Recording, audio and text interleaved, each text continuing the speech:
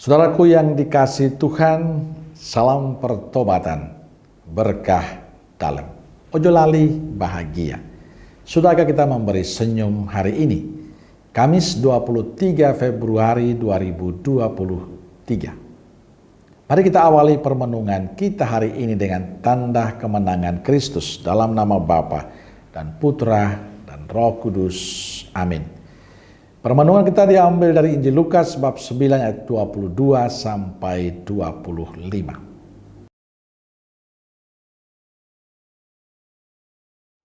Dan Yesus berkata, Anak manusia harus menanggung banyak penderitaan dan ditolak oleh tua-tua, imam-imam kepala, dan ahli-ahli Taurat, lalu dibunuh dan dibangkitkan pada hari ketiga. Katanya kepada mereka semua, Setiap orang yang mau mengikut aku, ia harus menyangkal dirinya, memikul salibnya setiap hari, dan mengikut aku. Karena barang siapa mau menyelamatkan nyawanya, ia akan kehilangan nyawanya. Tetapi barang siapa kehilangan nyawanya karena aku, ia akan menyelamatkannya. Apa gunanya seorang memperoleh seluruh dunia, tetapi ia membinasakan atau merugikan dirinya sendiri?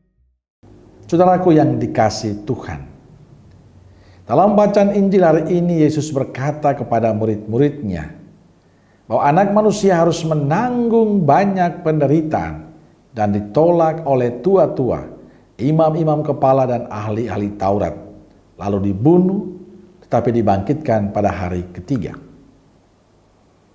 Yesus selalu berpesan kepada para muridnya dan setiap orang yang percaya kepadanya bahwa setiap orang yang mengikutinya harus menyangkal diri, memikul salibnya setiap hari dan mengikuti Yesus.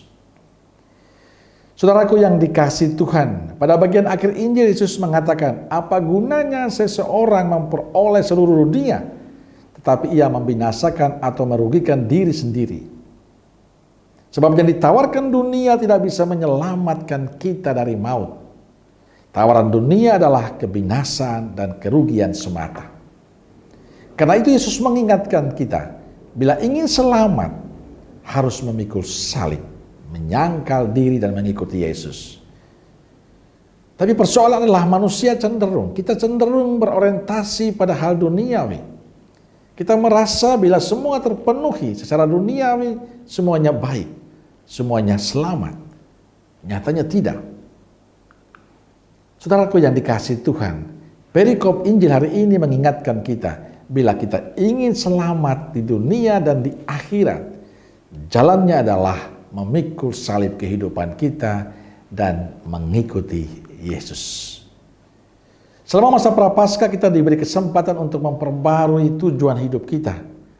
Bukan lagi berorientasi pada masalah duniawi semata, tapi membangun kesadaran diri untuk lebih dekat dengan Tuhan. Saya tahu banyak di antara kita yang hanya karena ingin supaya secara duniawi begitu luar biasa. Supaya orang begitu mengagumi, menilai, bangga dengan kita karena kemampuan duniawi kita. Orang akhirnya malas ke gereja. Orang akhirnya malas berdoa. Orang akhirnya malas untuk merenungkan sabda dan merayakan Ekaristi. Karena apa? Karena orang begitu sibuk dengan hal-hal duniawi. Maka jadilah masa tobat ini adalah masa di mana kita memperbaharui hidup. Masa kita mulai mencoba membangun relasi yang intim dengan Tuhan. Dengan tekun dalam doa-doa kita. Dengan setia merenungkan sabda Tuhan. Dengan setia merayakan Ekaristi. Dan setia juga untuk berbagi kebaikan kepada sesama yang lain. Maka marilah saudaraku yang terkasih, jadikanlah momen masa prapaskah masa kita untuk semakin dekat dengan Tuhan dan berbuah dalam sikap bela rasa kita kepada sesama kita yang lain. Amin.